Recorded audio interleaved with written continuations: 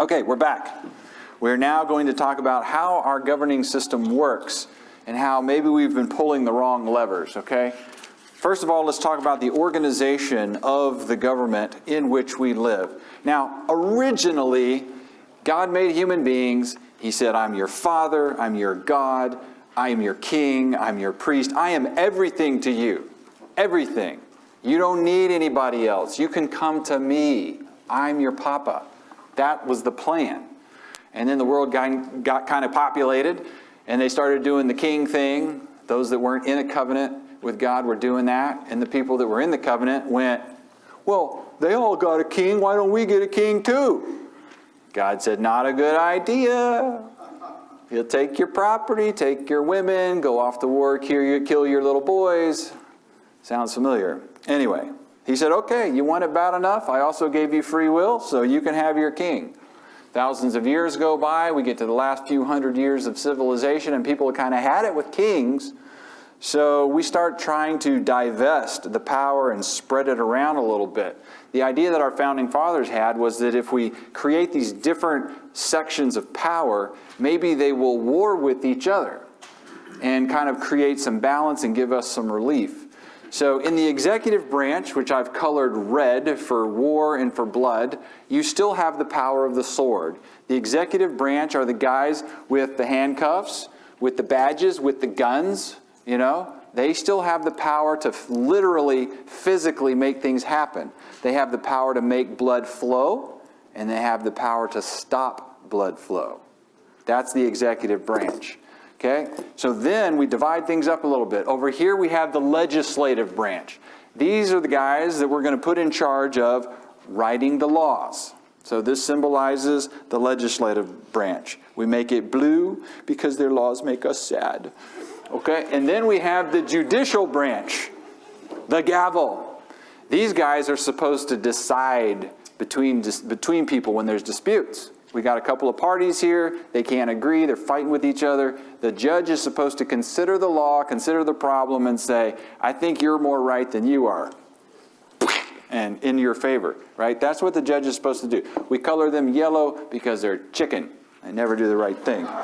Okay, so this is the system under which we live. Now, here in the United States, we are actually a federation of sovereign states. The states existed before our federal government existed. The colonies were independently free from one another. When they signed a treaty with King George, Massachusetts and Pennsylvania, for example, each were sovereign states on a same footing with Spain or with France or with Great Britain. And technically, according to de jure law, that is still the case today. Every state is sovereign. That's exactly why we don't just have one center of government in Washington, D.C. We don't just have one capital. We don't have one chief executive and one court system and one Congress, do we? No, we have a multi-layered system. This is what federalism means. So in the states, we have all those same things. Down at the state level, we have our legislature, we have our governor as our chief executive, and we also have our own court system to deal with all of the criminal civil law that is, by right, the purview of the state. Remember, all of this down here is supposed to only be in support of coining the money, delivering the mail, and managing the military. Supposed to be. So what's happening at the federal level in Washington, D.C. is hopeless. I think I've showed you that.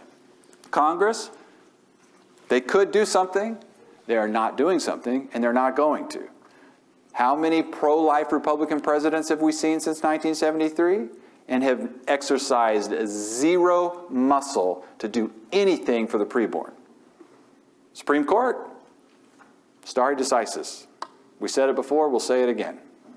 So, in other words, we need to focus here. We need to focus here in our state where things are smaller. There's less than 4 million people in Oklahoma. There's only a few hundred people elect most of our officials. They will respond to us if we put pressure on them. We can win offices. We can do things here. at the state level. That's where we need to focus. So that's one of the ways in which we need to repent of bad political strategy, is putting all of our hope in Washington, D.C. Okay, so I've got these different things here that symbolize the branches of government. I now want to talk to you about what symbolizes the status quo. The status quo is what we've always been doing for 48 years. We have a thriving abortion industry, and it's being held together like a puzzle. Have you seen these puzzles before? Interlocking pieces, 8, 10, 12 pieces. And I have one right here. Here it is. This is a plastic one with all these points sticking out, so it's dangerous. So I got to throw it to someone who can catch. Which one of you catches better? Micah? You raised your hand first. Okay. This is the status quo. This is the abortion industry supported by all the different branches of government holding it together. We can toss that sucker around, we can play with it, and it stays together.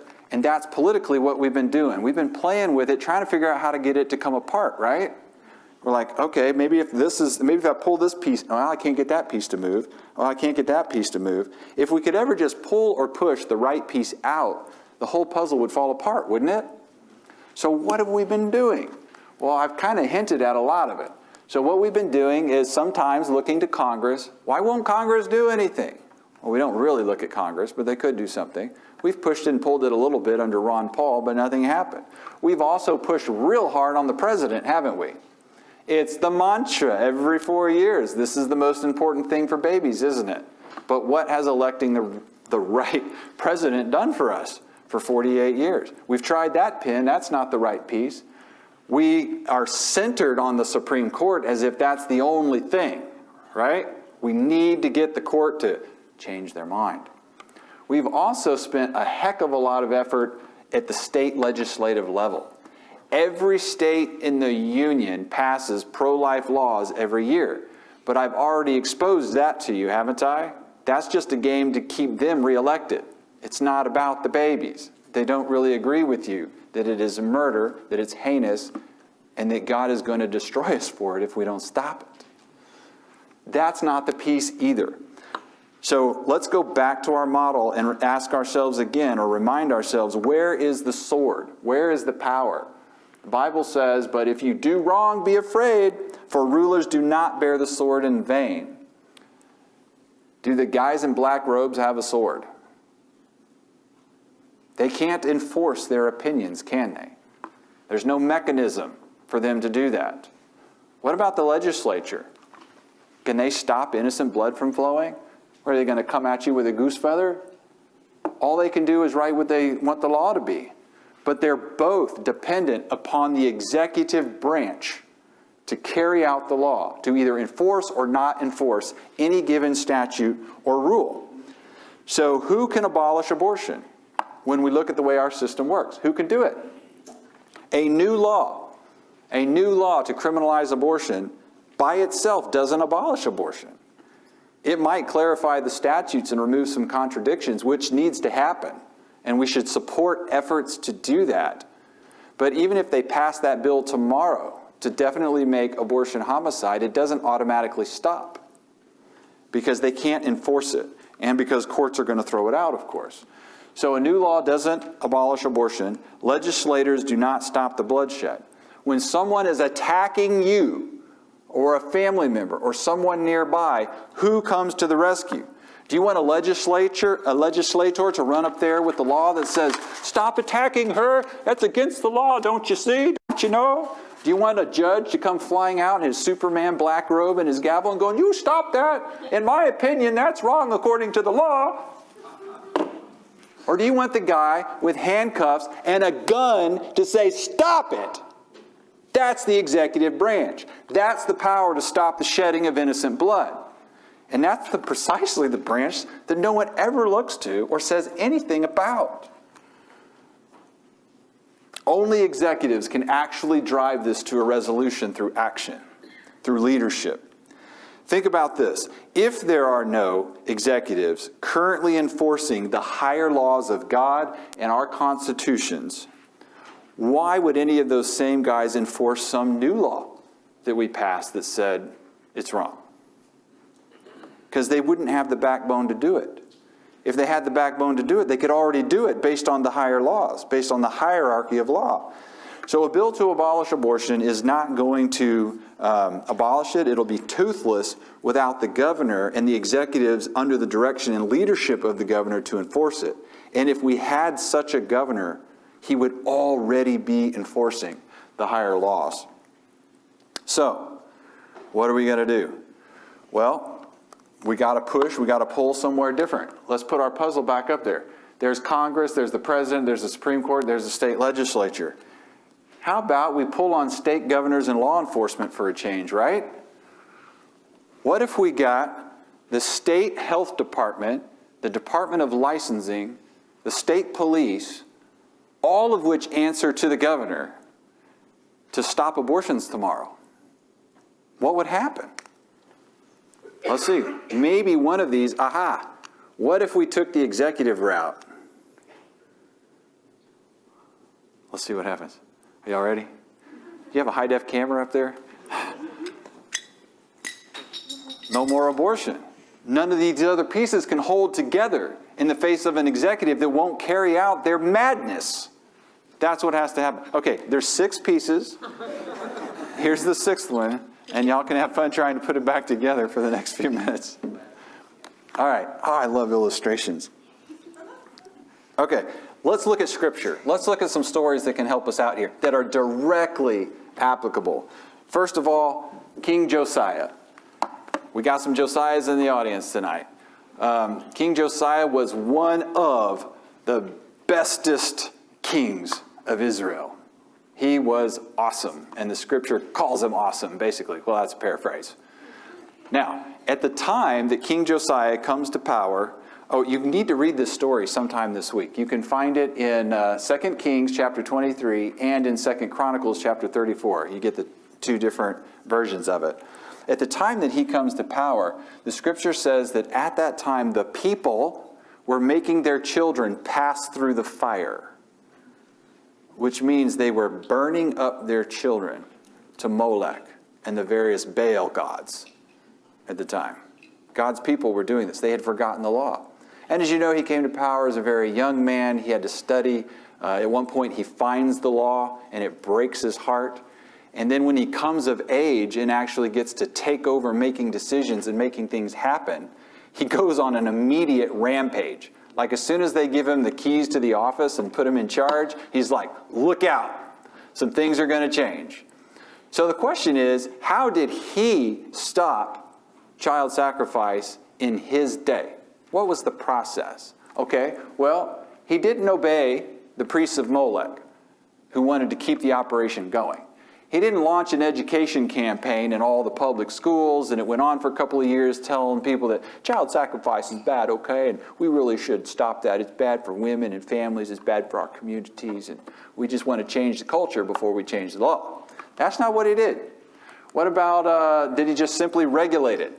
You know, make the altars more cleaner, get rid of all that blood and the flies, and make it more sanitary like we do it in our day with pretty clinics. Stainless steel, white linoleum, bleach on the floors after hours. Is that what he did? No. He didn't wait either to gain a majority. He didn't send out pollsters to count the number of priests of Yahweh and wait for those poll numbers to out-count the priests of Molech over here or Ashtoreth over there and wait till he had the moral majority before acting, did he? No, what he did was change the culture himself. He didn't wait for the culture to change. He changed the culture with his leadership. Remember, he called all the people together. Think Fox News. Think fireside chats. He communicated to everybody. Guys, here's the law. You shall not murder. This is going to stop tomorrow. And if you don't stop, we will stop you. And that's what he did. He immediately sent out soldiers, and anybody that didn't want to comply with a new rule got killed. Not a Scottish one, like dead. So that's the way he went after it. He changed the culture. This is the model that we should be following. So we're thousands of years removed. Our system of government is a little bit different. The question is, who stops the bloodshed in our system? Well, that's the executive branch, isn't it? So that would be our governor. We're under Kevin Stitt right now. Well, Kevin Stitt swore a loyalty oath when he took office. This is what he swore: that I will support the Constitution and the laws of the United States of America and the Constitution and the laws of the state of Oklahoma, and I will faithfully discharge, according to the best of my ability, the duties of my office. The duty, the responsibility, the obligation of your office is to uphold the Constitution of the United States, the Constitution of Oklahoma, which we looked at, did we not? And abortion was unconstitutional. And to whom does he swear anyway? Pretty sure that he was swearing to God on a Bible. And that brings in the higher law, doesn't it? So he swears this loyalty oath. So he's got this duty to God, to the constitutions, to these children. He is the highest ranking official in the executive branch. The buck stops with him. He's the man. He's the guy that can stop bloodshed. How many of you remember Dr. Alan Keyes? He was a UN ambassador under Ronald Reagan. He ran for president a couple of times, was very popular here in Oklahoma, loved going to his rallies back when he was running for president. He said this very recently: all law enforcement officers are sworn to uphold the Constitution according to its terms. They're therefore duty-bound to hold the Roe decision in contempt and move without delay to end the wholesale atrocity it entails. That's pretty clear, isn't it? So what should our governor, what should our highest ranking executive officer actually be doing? Well, at the very least, he should call a special session and tell the legislature to clean up the statutes. That would give him a lot of political cover and legal cover to immediately abolish abortion, although that's not necessary, but he could do that. Another thing he could do is he could immediately take to the podium, again, Channel 9, Channel 5, Channel 4, think nightly news every night till the people get it for a few days. And he can say, guys, according to the higher laws that I swore to uphold, we're going to abolish abortion immediately. And here's how it's going to happen. And he can mobilize state police. We don't call them state police in Oklahoma. We call them highway patrol. But the highway patrol are state police in Oklahoma. They are fully authorized and empowered to enforce any law anywhere in Oklahoma. And their chief answers to the governor. He can tell them what to do, not to mention the National Guard. So he's got officers at his disposal, and he could shut down these death camps. The other thing he could do is he could get the district attorneys together and the sheriffs and the county police chiefs and the city police chiefs and anywhere where there's an abortion facility and say, guys, you're going to establish and you're going to maintain abortion-free cities and counties, and I'll back you up. And he could do it that way. So these are just some ideas of some of the muscle that the governor could flex if he wanted to. And on my website, oklahomansunitedforlife.org, I have pinned to the top of my articles, when you go in there, it just stays pinned. It says, a plan for the governor to abolish abortion. And it has a lot of details about the law, what we believe, what ought to be done. I was even privileged to write a brief for the governor that was delivered to him recently, outlining this plan and even answering some of the legal objections that he would have. So I know he's received that, and I pray that he's thinking about it and that God's working on his heart. So let's quickly look at another biblical story that is very instructive. Now, in the last session, I told you about sort of two different ways of looking at or approaching the problem of eradicating abortion. You've got the pro-life political view or worldview that's been in operation, where we sort of comply and go along and hope for the best. And you have the abolitionist view that says, we're just going to stop it. By whatever power available to us, we're going to stop it now. Well, we have an example of this kind of non-compromise sort of approach in the Bible that will be very well known to you, and it's a lot of fun to tell. You've got Pharaoh, who's very much like a pro-life politician, and you have Moses, who is completely an abolitionist. Now, the issue here again is like our issue 100 years ago with slavery, isn't it?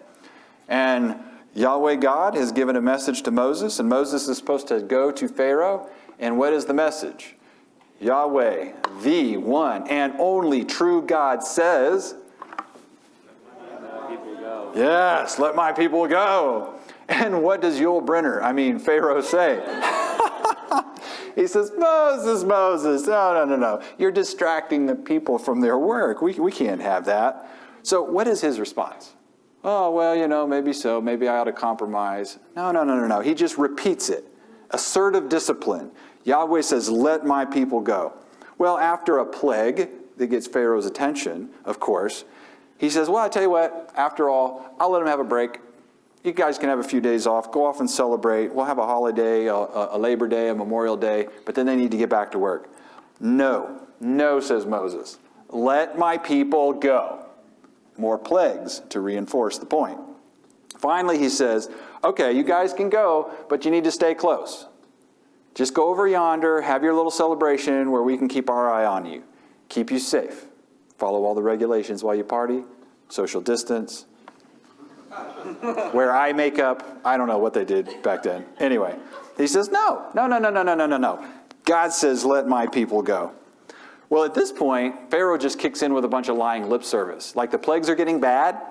He didn't like this anymore, this game that they're playing. So he says, Moses, I beg of you, stop the plagues and I'll let them go.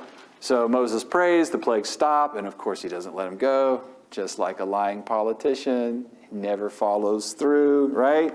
Moses just keeps saying, let my people go. All right, finally he says, well, the men can go, but, keep the women over here. Just the men can go out and pray and party or whatever you're going to do. I don't get it, but leave the women here. No. He says, we go with our young and our old, with our sons and our daughters we go. More plagues. Finally, Pharaoh says, okay, you guys can go, but leave your property behind. Leave all your stuff here when you leave. And at this point, Moses is just like totally hacked off. Or maybe it's Aaron yelling and screaming, and Moses is going, yeah, you tell him, whatever. But he says, not a single hoof will remain in Egypt. No compromise. No compromise. Leadership is not compromise. Leadership is the ability to not compromise when you know you're right. Because if you compromise, you don't get anything. What if Moses at any point here had said, okay, I'll take the deal? Then they're never free. They're never free. It doesn't matter whether your chain link is 2 links or 20 links, you're still a slave. So he does not compromise. He says no. And then eventually, of course, they go. So in our system, who's Pharaoh? Who's the guy that actually has the power to let him go? That would be our governor, of course. So let's tell the story again in a modern context. Moses is now the abolitionist before Pharaoh, the pro-life politician, and this time he says, let my babies go. That's the word that comes down from the law. Okay, so what do the politicians say? What do the pro-life politicians say? Well, you're distracting us from our important work. We have to balance the budget. We have to regulate pot smoking. There's so much going on up here. We can't deal with this right now. I mean, what is it right now? My email box is full every day of all the things that the legislature is doing, that they're demanding that the governor do. Right now, the big thing, right, is forced vaccinations and medical tyranny and all this stuff, forced mask wearing and all this stuff. This stuff is really important. I mean, it is important work. And there are some good legislators saying, Governor, call us into special session. This is an emergency. We have to protect the people from all these mandates. Yeah, I agree. But why aren't you saying the same thing about protecting unborn children? People are being murdered, dozens a day in our state, and you want to argue about the mask. Yes, argue about the mask. But why don't you also say, while we're in special session, we're going to criminalize abortion and we're going to go ahead and enforce it immediately. See, they can't wrap their heads around it, or they don't really believe it. So again, we can't compromise. We have to come back and say, no. Abolish abortion. Get rid of it. Stop the bloodshed. You're the chief executive. You have the power. It's your duty to stop the shedding of innocent blood. And they come back and they say, well, let's have a March for Life celebration. Let's rally to the Capitol. Let's hand out roses and celebrate all our pro-life victories and all this legislation we've passed in the last 5 years. Because, now we're not killing handicapped kids. Yeah, right. Celebrate? What? We're living in a Holocaust, the worst Holocaust in human history, and you want to celebrate. He says, well, join our pro-life committee. You can have some input. We'll kick around some ideas for solutions and stuff like that. No. You provide leadership. That's what's got to happen. But I affirm life, vote for me. I'm really pro-life. I have a lot of kids. I'm Catholic. I have more kids than the other candidate, so I'm more pro-life than the other candidate, right? Yes, maybe so. But you're anti-abolitionist. You're perpetuating the problem. So finally, we say, let the babies go, And what do they say? It's a federal issue. It's out of my hands. Babies can't go because of Roe. Now, this is actually what he has said. So in a statement just a few months ago, this is Governor Stitt. This is right after he passed 4 self-contradictory pro-life laws. When the media asked him about it, he said, well, we'll let the courts work out if any of those get overturned. So he is already bowing before the courts, before the guys in the black robes. That is his current mindset.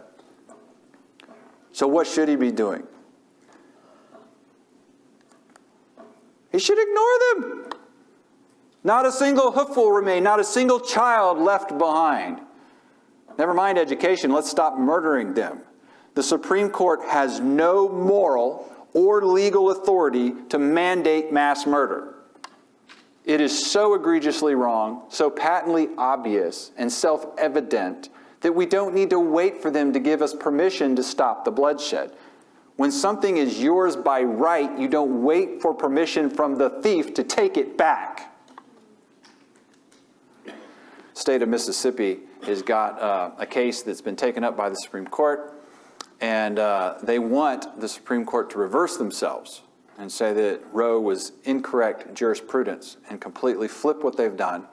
And the brief that they have filed has some harebrained arguments in it that I don't buy into, but there's one in there that's really good. They said you never had a right in the first place to make that opinion because it's a states' rights issue. The 14th Amendment has nothing to do with abortion. Therefore, per the 10th Amendment, it belongs to the states. We want you to send it back to the states. That is a correct argument.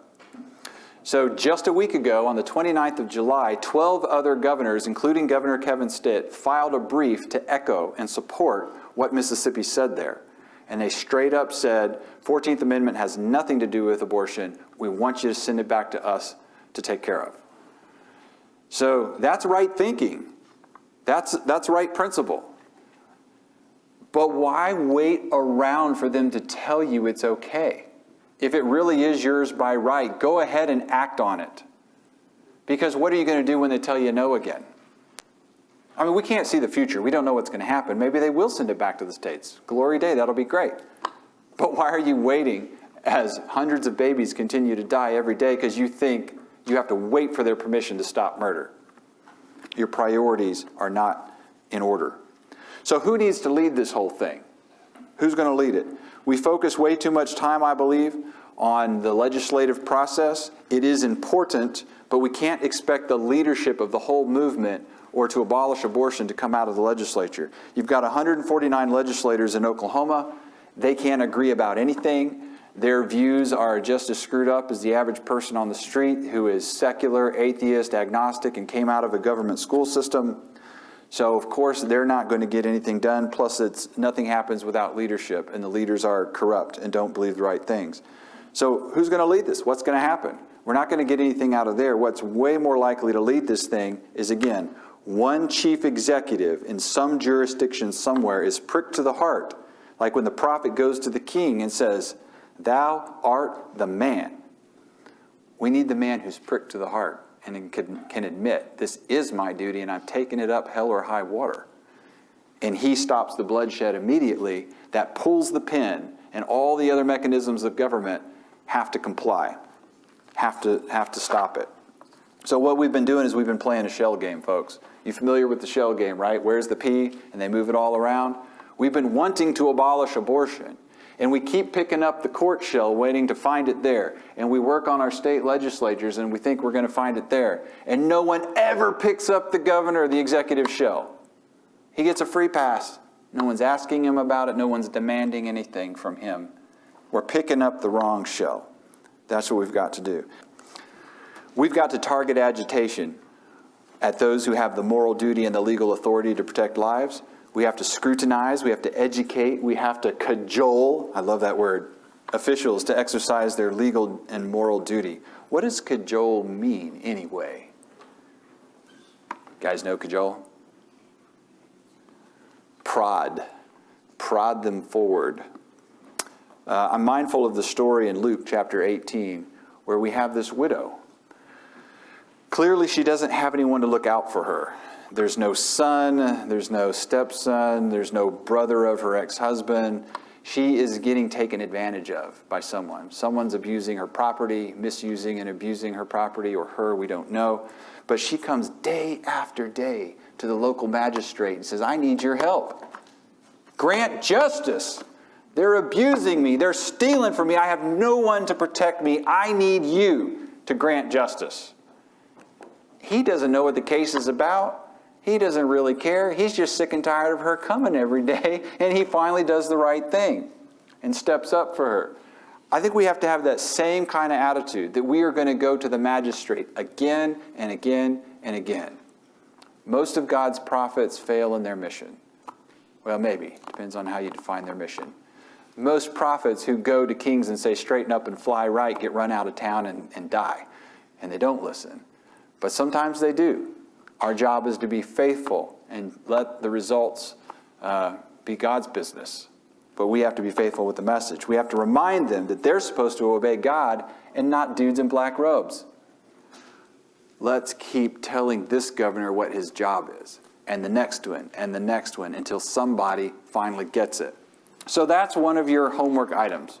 Write a letter to the governor. Tell him to step up and exercise leadership. Tell him to ignore the courts, that it won't be the end of the world, that it's been done before. We did it in the days of slavery. And isn't this more obvious and worse than that?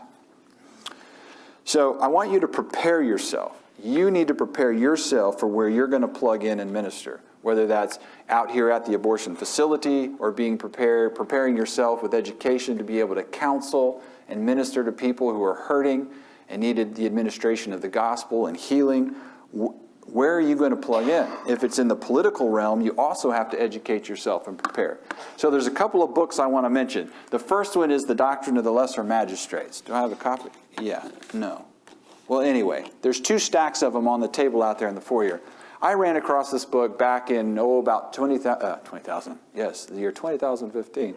It's getting late. I read this book then, and I thought, this is the most important book I have read in 20 years. And now it's 2021, and I still say it's the most important book that you will read in a decade or two. You need to read it, because it takes everything we've been talking about here tonight and shows that it is biblical, godly doctrine.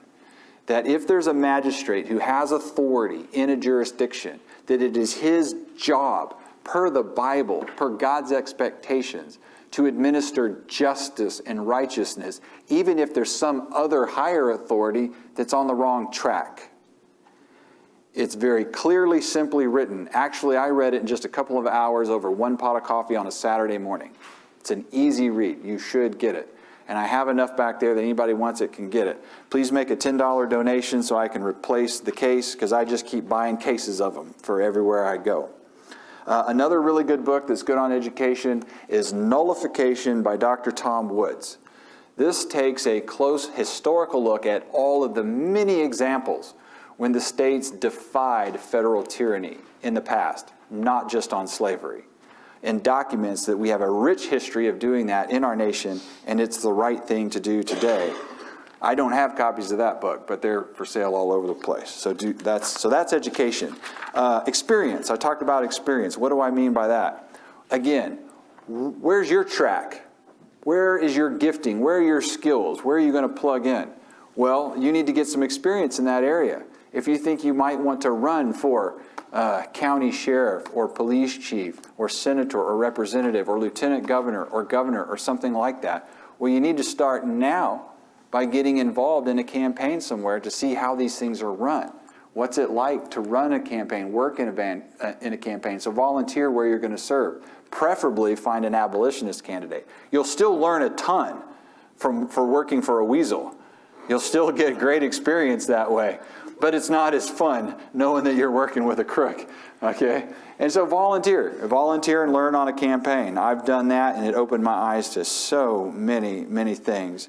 And then, of course, when the time comes, like Dan Fisher did, who served in the legislature for 4 years and was still a full-time pastor, and then he ran for governor. Launch your campaign, wherever that is. Do it. So practical stuff. And in the famous words of Forrest Gump. That's all I have to say about that.